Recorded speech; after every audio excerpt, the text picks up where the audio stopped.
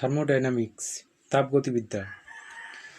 তাপগতিবিদ্যাতে স্পষ্টতই তাপ অর্থাৎ এনার্জি এর সাথে গতি অর্থাৎ যান্ত্রিক কার্য, যেটা আমরা ডাইনামিক্সে আলোচনা করি, তো সেই এনার্জির সাথে যান্ত্রিক কার্যের মধ্যে সম্পর্ক স্থাপন করাই তাপগতিবিদ্যার মূল লক্ষ্য। যেখানে এনার্জি কনভার্সন হয় বা কার্য এনার্জিতে ওয়ার্ক ডান এনার্জিতে কনভার্ট হয়, কার্য থেকে আমরা শক্তি পাই, তো সেখানেই এই কনভার্সন মানে একটা থেকে অন্যটা রূপান্তর একটা নিয়ম মেনে চলে, সেই নিয়মাবলী এখানে আলোচিত হয়েছে তাপগতিবিদ্যাতে। তো দেখো, যখন আমরা একটা মলিকিউলের কথা নিয়ে বলবো তখন সেটাকে বলা হবে মাইক্রোস্কোপিক সিস্টেম। কোনো একটা বিশেষ মলিকিউলের আমরা এনার্জি যখন আমরা ক্যালকুলেট করব বা তার এনার্জি নিয়ে পর্যালোচনা করব, তখন সেটা মাইক্রোস্কোপিক সিস্টেমের উপর করা হয়। থার্মোডাইনামিক্সে কিন্তু মাইক্রোস্কোপিক সিস্টেমের উপর নয়, কারণ কোনো একটা মলিকিউলের এনার্জি কত, সেটা কী পরিমাণ ওয়ার্ক ডান করলো, সে সংক্রান্ত আলোচনা হয় না। এখানে কতগুলো মলিকিউলের সমষ্টি, অর্থাৎ এটাকে বলা হয় ম্যাক্রোস্কোপিক সিস্টেম। ম্যাক্রোস্কোপিক সিস্টেমের এনার্জি কত, সেটার উপর ওয়ার্ক ডান কত বা সেটার দ্বারা ওয়ার্ক ডান কত, এগুলো ক্যালকুলেশন করা হয়। তো এনার্জি অনেক রকম ফর্মে থাকতে পারে, কেমিক্যাল এনার্জি রূপে থাকতে পারে, থার্মাল এনার্জি রূপে থাকতে পারে, আরও অনেক রকম এনার্জি রূপে এর মধ্যে স্টোর থাকতে পারে এনার্জি।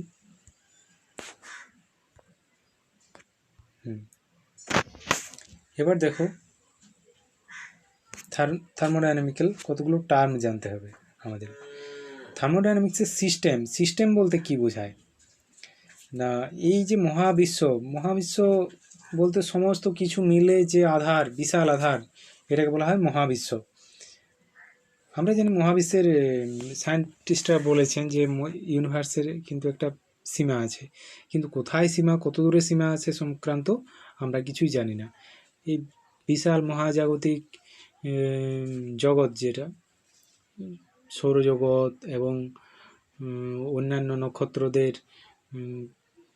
নিজস্ব পরিবার, আরও নানা রকম গ্যালাক্সি, ছায়াপথ, এই সব মিলে আমরা পুরোটাকে ইউনিভার্স বলি। তো ইউনিভার্সের যদি একটা ছোট অংশ আমরা কল্পনা করি, যার উপর আমরা পরীক্ষা নিরীক্ষা চালাবো, সেটাকে তখন সিস্টেম বলা হবে। ইউনিভার্সের একটা পার্ট, মানে সিস্টেম হলো ইউনিভার্সের একটা পার্ট, ওটা ইউনিভার্সের বাইরে কিছু নয়, ইউনিভার্সেরই একটা পার্ট, সেটাকে ধরা হয় সিস্টেম। এই সিস্টেমের উপরেই আমরা পরীক্ষা পর্যবেক্ষণ করি। তো এই সিস্টেম বাদে ইউনিভার্সের বাকি অংশটিকে বলা হয় এর সারাউন্ডিং, মানে পরিবেশ। সিস্টেম বাদে বাকি অংশটা হলো সারাউন্ডিং। আর সারাউন্ডিং থেকে সিস্টেম কিভাবে পৃথক করা থাকে না, বাউন্ডারি ওয়াল দ্বারা পৃথক করা থাকে, সেটাকে বলা হয় বাউন্ডারি, পরিসীমা। সিস্টেম এবং সারাউন্ডের মাঝে যে দেওয়ালটা থাকে সেটাকে বলা হয় পরিসীমা। তো সিস্টেম বিভিন্ন আকার আকৃতি হতে পারে, আমরা এটা একটা দেখিয়েছি, লম্ববৃত্তাকার, চোঙের মতো, গোলকাকার, যে কোনো রকমের হতে পারে।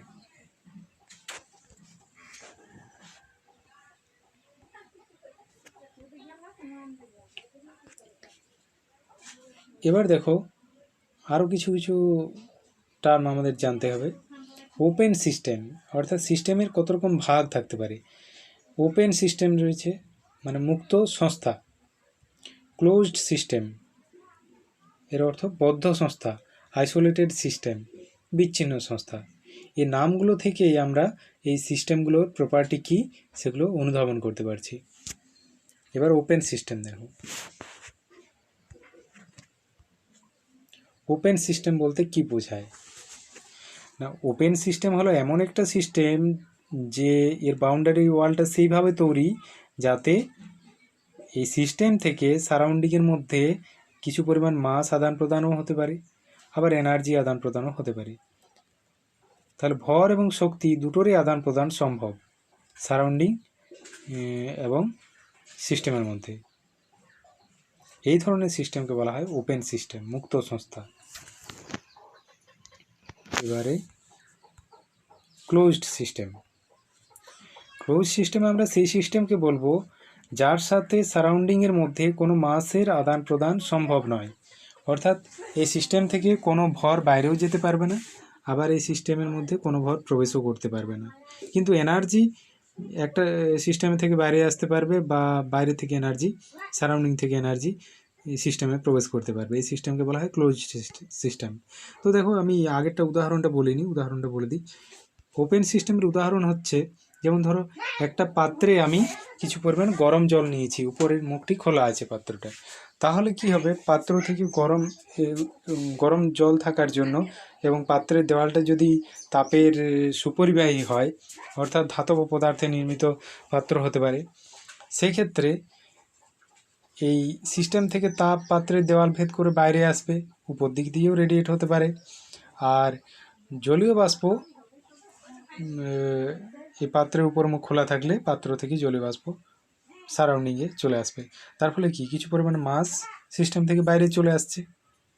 তো এই ধরনের সিস্টেম হতে পারে ওপেন সিস্টেম। আরও অনেক রকম উদাহরণ হতে পারে, এটা শুধুমাত্র একটি উদাহরণ বললাম আমি। ক্লোজড সিস্টেম, যেটাতে আমি বলছিলাম শুধুমাত্র এনার্জি ট্রান্সফার সম্ভব, সারাউন্ডিংয়ের সাথে সিস্টেমের এনার্জি আদান প্রদান সম্ভব, কিন্তু কোনো মাসের আদান প্রদান সম্ভব নয়। এটা কিভাবে করা যেতে পারে? ধরো একটা পাত্রে কিছু পরিমাণে গরম জল নিয়েছি এবং পাত্রটা এয়ারটাইট ঢাকনা দিয়ে বন্ধ করে দেওয়া হয়েছে, তাহলে পাত্র থেকে জলীয় বাষ্প বাইরে আসতে পারবে না, অর্থাৎ কোনো মাস বাইরে আসতে পারছে না বা কোনো মাস ভিতরে ঢুকতে পারছে না। কিন্তু সিস্টেম থেকে এর বাইরের দেওয়াল যদি কন্ডাক্টিং হয়, হয়তো কোনো ধাতব পদার্থে নির্মিত, সেই ক্ষেত্রে সিস্টেম থেকে এনার্জি বাইরে সারাউন্ডিংয়ে আসতে পারবে। আবার এটা যদি ঠান্ডা হয়, ভিতরে হয়তো বরফ জল রাখা হয়েছে, তাহলে সারাউন্ডিং থেকে কিছু পরিমাণে এনার্জি কিন্তু সিস্টেমেও প্রবেশ করতে পারবে। এবার তৃতীয় ভাগটি হলো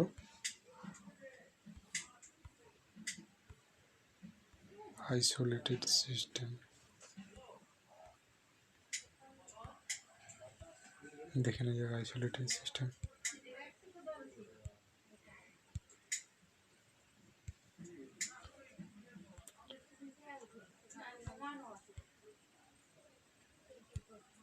যাই হোক, আইসোলেটেড সিস্টেমটা আমি লিখিনি। আইসোলেটেড সিস্টেম হচ্ছে এমন একটা সিস্টেম যেখান থেকে সিস্টেম থেকে সারাউন্ডিংসে কোনো মাসের আদান প্রদানও হবে না, আর কোনো এনার্জির আদান প্রদানও হবে না। তার মানে বাইরে সারাউন্ডিং এবং মাসের মধ্যে কোনো প্রকার আদান প্রদান, সারাউন্ডিং এবং সিস্টেমের মধ্যে কোনো প্রকার আদান প্রদান হবে না, মাস এবং এনার্জি দুটোরই কোনো আদান প্রদান হবে না। সেই ধরনের সিস্টেমকে আমরা বলবো আইসোলেটেড সিস্টেম। এই আইসোলেটেড সিস্টেমে উদাহরণ যেমন থার্মোফ্লাক্সের মধ্যে যদি আমরা গরম জল ঢেলে এর মুখটা বন্ধ করে দিই, তখন ভিতর থেকে তাপও বাইরে আসতে পারবে না, বা ভিতর থেকে জলীয় বাষ্প বাইরে আসতে পারবে না। বা থার্মোফ্লাক্সে হয়তো আমি ঠান্ডা জল রেখেছি, বরফ রেখেছি, সেক্ষেত্রে বাইরের থেকেও তাপ থার্মোফ্লাক্সে ঢুকতে পারবে না, অর্থাৎ এনার্জি ট্রান্সফার হবে না। আবার বাইরে থেকে কোনো মাসও ভিতরে প্রবেশ করতে পারবে না। তাহলে এই ধরনের সিস্টেম হতে পারে আইসোলেটেড সিস্টেমের উদাহরণ। এরপর স্টেট অফ সিস্টেমের অবস্থা। কোনো একটা সিস্টেম কোনো এক মুহূর্তে কোন অবস্থায় আছে এটা বোঝানোর জন্য আমাদের কতগুলো রাশি জানতে হবে, কতগুলো রাশি সম্পর্কে ধারণা দরকার। যেমন ধরো, এটা একটা পাত্রে, এটা একটা সিস্টেমে কিছু পরিমাণে গ্যাস রয়েছে, তো এর স্টেট অবস্থা কি এটা জানার জন্য আমাদের জানতে হবে এই গ্যাসটা কত প্রেসারে রয়েছে, গ্যাসটার টেম্পারেচার কত, গ্যাসটার আয়তন কত, বা গ্যাসটাতে কত মোল সংখ্যা রয়েছে, মোল নাম্বার কত, প্রেসার, টেম্পারেচার, ভলিউম, মোল নাম্বার, এইগুলো হতে পারে এর ভেরিয়েবল। কিন্তু কোনো এক মুহূর্তে আমরা এগুলোর মান পাবো, একটা নির্দিষ্ট মান পাবো, এগুলোকে বলা হয় এগুলোর দ্বারা আমরা স্টেট অফ সিস্টেম বুঝাতে পারি। তো এখানে দেখো যে এই ভেরিয়েবলগুলো প্রেসার, টেম্পারেচার, এটা মাসের উপর ডিপেন্ডেন্ট নয়। কারণটা কি, আমি নির্দিষ্ট ভরের গ্যাস রেখে যদি টেম্পারেচার বাড়াই, প্রেসার চেঞ্জ হতে পারে, আবার টেম্পারেচার কমালে প্রেসার কম হতে পারে। তাহলে মাস একই থাকলেও প্রেসার বাড়তে পারে কমতে পারে। তাহলে প্রেসারটা কি ইন্ডিপেন্ডেন্ট অন মাস, মানে মাসের উপর নির্ভর করবে না। আবার টেম্পারেচারটাও মাসের উপর নির্ভর করবে না। যদি আমি নির্দিষ্ট ভরের গ্যাস রেখে বাইরে থেকে হিট দিই সেক্ষেত্রে টেম্পারেচার বাড়বে। আবার কিছু পরিমাণে হিট বাইরে সারাউন্ডিংসে তাক করলে সেক্ষেত্রে এর টেম্পারেচার কমবে। তাহলে টেম্পারেচারটাও কিন্তু মাসের উপর নির্ভর করছে না। দেখা যাচ্ছে মাস একই আছে কিন্তু টেম্পারেচার চেঞ্জ হতে পারে। কিন্তু মোল নাম্বার এটা কিন্তু মাসের উপর নির্ভর করবে। যদি আমি আরও বেশি পরিমাণে গ্যাস এতে প্রবেশ করিয়ে দিই, অর্থাৎ গ্যাসের মাস ভর বাড়িয়ে দিই, সেই ক্ষেত্রে এর মোল নাম্বার বেড়ে যাবে, মোল সংখ্যা বৃদ্ধি পাবে। আবার যদি বেশি পরিমাণে গ্যাস এতে প্রবেশ করায় তাহলে গ্যাসের ভলিউমও বৃদ্ধি পাবে। তাই ভলিউম, মোল নাম্বার এগুলো মাসের উপর ডিপেন্ড করে, মাসের উপর নির্ভর করে। তো এরকম আরও অনেক চলরাশি রয়েছে, যেমন ইন্টারনাল এনার্জি। ইন্টারনাল এনার্জিটা আমি পরে আলোচনা করছি।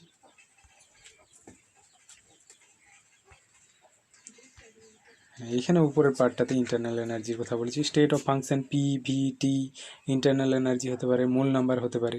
এবার ইন্টারনাল এনার্জি কত রকম ফর্মে থাকতে পারে দেখো। ইন্টারনাল এনার্জিটা কি সেটা আমরা বুঝাচ্ছি।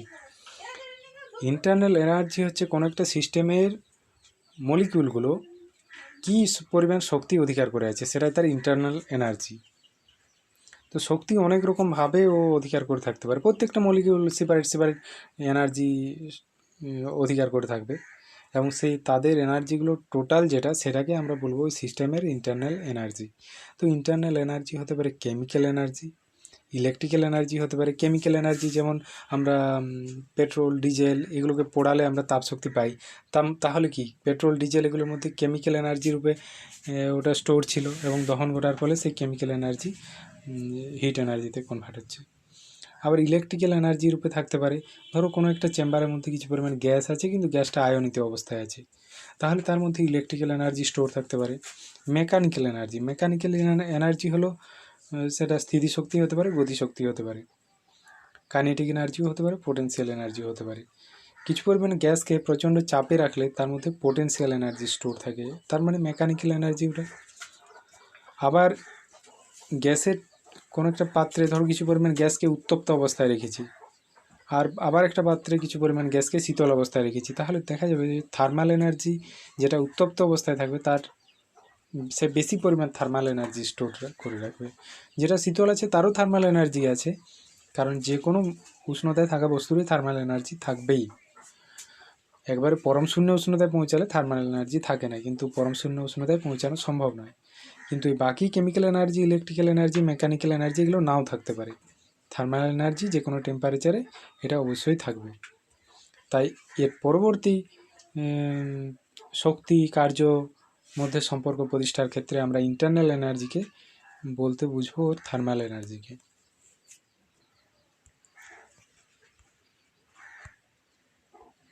হ্যাঁ দেখো, এবার ইন্টারনাল এনার্জি কত রকমভাবে আমরা চেঞ্জ করতে পারি। কোনো একটা সিস্টেমে যদি আমি বাইরে থেকে হিট দিই তাহলে কি হবে, প্রত্যেকটা অণুরে ইন্টারনাল এনার্জি বাড়বে, থার্মাল এনার্জি বাড়বে। এর ফলে সিস্টেমের টোটাল ইন্টারনাল এনার্জি বৃদ্ধি পাবে। আবার যদি কোনো একটা সিস্টেম থেকে সিস্টেম তাপ করে, হিট তাক করে বাইরে, তাহলে এর প্রত্যেকটা মলিকিউলের থার্মাল এনার্জি কমে যাবে। তার ফলে দেখা যাবে যে টোটাল ইন্টারনাল এনার্জি কম হয়ে যাচ্ছে। নেক্সট, হ্যাঁ আবার দেখো, কোনো এটা একটা সিলিন্ডারযুক্ত পিস্টন। এবার উপর থেকে বল প্রয়োগ করে যদি এর আয়তন আমি কমাই, আয়তন কমালে উপর থেকে বল প্রয়োগ করলে কি ভলিউম ডিক্রিজ হবে। তো ভলিউম ডিক্রিজ হলেই অণুগুলোর থার্মাল এনার্জি বেড়ে যাবে, অণুগুলো উত্তপ্ত হয়ে যাবে। উত্তপ্ত হলেই আমরা বলতে পারবো ইন্টারনাল এনার্জি বৃদ্ধি পাবে। আর উল্টো প্রক্রিয়াটি যদি করা হয় অর্থাৎ এটাকে পিস্টনটি উপরের দিকে তোলা হয়, তখন এর মলিকিউলগুলোর থার্মাল এনার্জি কমে যাবে। তার ফলে দেখা যাবে ইন্টারনাল এনার্জিও কমে গেছে। নেক্সট দেখো, যদি আমি এর মধ্যে কিছু পরিমাণে মাস প্রবেশ করি তাহলে মোট মলিকিউলের সংখ্যা বেড়ে যাবে। এটা যে টেম্পারেচার আছে বাইরেও সেই একই টেম্পারেচার আছে। এবার আমি কি বাইরে থেকে কিছু পরিমাণে ধরো গ্যাস আছে, কিছু পরিমাণে গ্যাস পাম্প করে ঢোকাচ্ছি, তাহলে কি ভলিউম এর উপরে নির্দিষ্ট চাপ, নির্দিষ্ট ওয়েট একটা নির্দিষ্ট চাপানো আছে, অর্থাৎ একটা নির্দিষ্ট চাপে রাখা আছে। এবার বাইরে থেকে যদি মাস এর মধ্যে প্রবেশ করাতে থাকি তাহলে নাম্বার অফ মলিকিউল ইনক্রিজ হবে, ভিতরে মলিকিউলের সংখ্যা বাড়বে। আর প্রত্যেকটা মলিকিউল যে থার্মাল এনার্জি নিজে অধিকার করে রেখেছে তাদের টোটালটাও বৃদ্ধি পাবে, অর্থাৎ ইন্টারনাল এনার্জি বৃদ্ধি পাবে। উল্টো প্রক্রিয়াটা যদি করি, কিছু পরিমাণ গ্যাসকে যদি বের করে নিই তাহলে নাম্বার অফ মলিকিউল ডিক্রিজ হবে, অর্থাৎ ইন্টারনাল এনার্জি কমে যাবে। এবার ওয়ার্ক ডান, ওই যে পিস্টনযুক্ত সিলিন্ডারের কথা আমরা বলছিলাম, দেখো বাইরে থেকে বল প্রয়োগ করলে কি ঘটনা ঘটে, এই ইন্টারনাল এনার্জি কেন ইনক্রিজ হয়, কেন ইন্টারনাল এনার্জি বাড়ে, সেটার উত্তর আমরা এখানে পাবো। বাইরে থেকে বল প্রয়োগ করলে কি হয়, এখানে দেখো বল প্রয়োগের অভিমুখে পিস্টনের সরণ ঘটছে। বল কোনো বস্তুর উপর বল প্রয়োগ করলে যদি বল প্রয়োগের অভিমুখে সরণ ঘটে তাহলে আমরা বলি প্রযুক্ত বল কার্য করেছে। তাহলে এখানে এফ ফোর্স কিছু পরিমাণ কার্য করেছে, এই ওয়ার্ক ডান কার্যটিকে, এই ওয়ার্ক ডানটিকে বলা হয় পজিটিভ ওয়ার্ক ডান। এটা সিস্টেমের উপর কার্য করা হয়েছে, তাহলে কার্যটা গেল কোথায়, হয় কোনো এনার্জিতে কনভার্ট হয়েছে, হ্যাঁ এটা এর অভ্যন্তরে থার্মাল এনার্জিতে কনভার্ট হয়ে যাবে। তাহলে থার্মাল এনার্জি, প্রতিটি অণু থার্মাল এনার্জি বৃদ্ধি পাবে, এর ফলে টোটাল যে ইন্টারনাল এনার্জি ইউ এটা ইনক্রিজ হবে, এটা বৃদ্ধি পাবে। আবার যদি উল্টো প্রক্রিয়াটি করা হয়, অর্থাৎ পিস্টনটির উপরে যে চাপ দেওয়া ছিল সেই চাপকে সরিয়ে নেওয়া হচ্ছে, চাপকে কমিয়ে দেওয়া হচ্ছে, তখন ভিতরে গ্যাসের চাপেই পিস্টনটা উপরের দিকে উঠবে। অর্থাৎ এখানে বলতে পারি গ্যাস পিস্টনের উপরে বল প্রয়োগ করছে, তার ফলে পিস্টনের সরণ ঘটছে, তাই এখানে গ্যাসের দ্বারা কার্য হচ্ছে, এই কার্যটিকে নেগেটিভ কার্য বলা হয়। যেহেতু আগেরটার বিপরীত, আগেরটা যদি পজিটিভ কার্য বলি, এটা তাহলে নেগেটিভ কার্য। এক্ষেত্রে ইন্টারনাল এনার্জি ডিক্রিজ হয়, কারণ পিস্টনটা যত উপরে ওঠে অণুগুলোর মধ্যে পারস্পরিক ডিস্ট্যান্সটা তত কমে যায়, আর ডিস্ট্যান্স কমে গেলেই তাদের থার্মাল এনার্জি কমে যায়। থার্মাল এনার্জি কমা মানে ইন্টারনাল এনার্জি কমে যায়।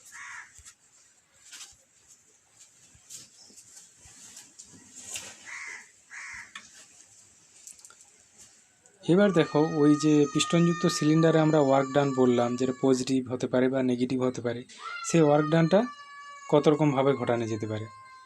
তো এই ওয়ার্ক ডানটা যদি এই সিস্টেমের ওয়ালটা মানে সিস্টেমটা যদি